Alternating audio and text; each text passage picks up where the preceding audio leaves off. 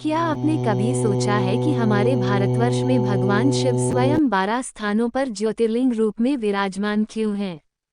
क्या आपने जाना है कि इन पवित्र ज्योतिर्लिंगों की यात्रा न केवल आपके पापों का नाश करती है, बल्कि आत्मा को परम शांति और मोक्ष का मार्ग भी दिखाती है। तो आज मैं आपको लेकर चलती हूँ एक दिव्य यात्रा पर, शिव के उन 12 पवित्र ज्योतिर्लिंगों की ओर, जहाँ हर पत्थर में भगवान शिव की शक्ति बोलती है, हर हवा में ओंकार की गूंज सुनाई देती है और हर भक्त की आंखों में श्रद्धा छलकती है। सबसे पहले चलते हैं सोमनाथ ज्योतिर्लिंग की ओर, जो गुजरात के वेरावल तट पर स्थित है। यहाँ चंद्रदेव ने ब्रह्महत्या के दोष से मुक्ति पाने के लिए शिव की तपस्या की थी और भगवान ने उन्हें ज्योति रूप में दर्शन दिए। समुद्र के किनारे स्थित यह मंदिर बार बार विध्वंस के बावजूद बार बार बना, यही इसकी भव्यता का प्रमाण है। अगला है मल्लिकार्जुन ज्योतिर्लिंग, जो आंध्र प्रदेश के श्रीशैल पर्वत पर स्थित है। यहाँ भगवान शिव और माता पार्वती अपने पुत्र कार्तिकेय को मनाने के लिए स्वयं पधारे थे। इस स्थल को दक्षिण का कैलाश भी कहा जाता है। फिर आते हैं मध्य प्रदेश के उज्जैन में स्थित महाकालेश्वर ज्योतिर्लिंग की ओर, जहाँ भगवान शिव ने समय के देवता काल को भी पराजित कर महाकाल का रूप लिया था। यह एकमात्र दक्षिणमुखी ज्योतिर्लिंग है जहाँ रोज प्रातः भस्म आरती होती है, जो देखने मात्र से भी जीवन को पावन कर देती है।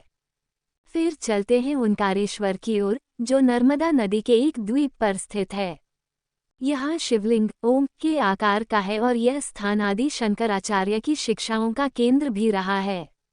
अब हम पहुँचते हैं हिमालय की गोद में बसे केदारनाथ ज्योतिर्लिंग की ओर। ये यात्रा सबसे कठिन मानी जाती है, लेकिन भक्तों के उत्साह के आगे पहाड़ भी झुक जाते हैं। यहाँ पांडवों ने शिव से अपने पापों की मुक्ति के लिए प्रार्थना की थी। अब आते हैं भीमाशंकर ज्योतिर्लिंग, जो महाराष्ट्र के सह्याद्री पर्वत में स्थित है। यहाँ भगवान शिव ने राक्षस त्रिपुरासुर का वध किया था और तब से यह स्थान विशेष रूप से तंत्र साधना के लिए भी प्रसिद्ध है। इसके बाद है काशी विश्वनाथ ज्योतिर्लिंग, जो उत्तर प्रदेश के वाराणसी में स्थित है और कहा जाता है कि यहाँ मृत्यु भी मोक्ष का द्वार खोलती है। शिवजी ने इस नगर को अपने त्रिशूल पर स्थापित किया है।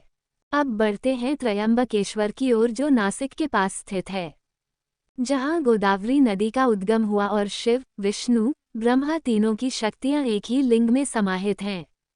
इसके बाद हम आते हैं बैद्यनाथ धाम की ओर, जहाँ रावण ने शिव को प्रसन्न करने के लिए गहन तपस्या की थी और शिव ने उन्हें स्वयं लिंग स्वरूप प्रदान किया था। अब हम बढ़ते हैं नागेश्वर ज्योतिर्लिंग की ओर, जो द्वारका के पास स्थित है। यहाँ शिवजी ने दारुक राक्षस का वध कर अपने भक्त की रक्षा की थी।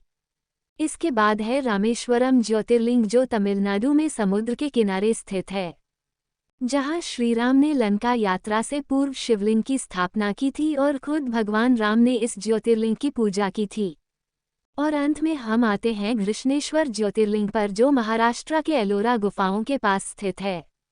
यहाँ एक भक्त महिला ने अपने मृत पुत्र को पुनर्जीवित करने के लिए शिव की आराधना की और भगवान ने प्रकट होकर उसे वरदान दिया।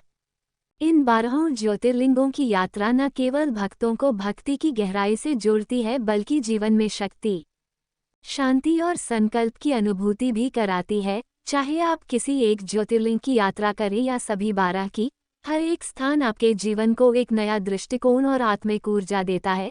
तो दोस्तों, अगर आपको ये दिव्य यात्रा अच्छी लगी हो तो इस वीडियो को जरूर लाइक करें, चैनल साक्षी भक्ति को सब्सक्राइब करें और कमेंट में बताएं कि आप अगला वीडियो किस ज्योतिर्लिंग पर विस्तार से देखना चाहेंगे। मिलते हैं अगली बार एक और भक्ति से भरे विषय के साथ। तब तक के लिए हर हर महादेव।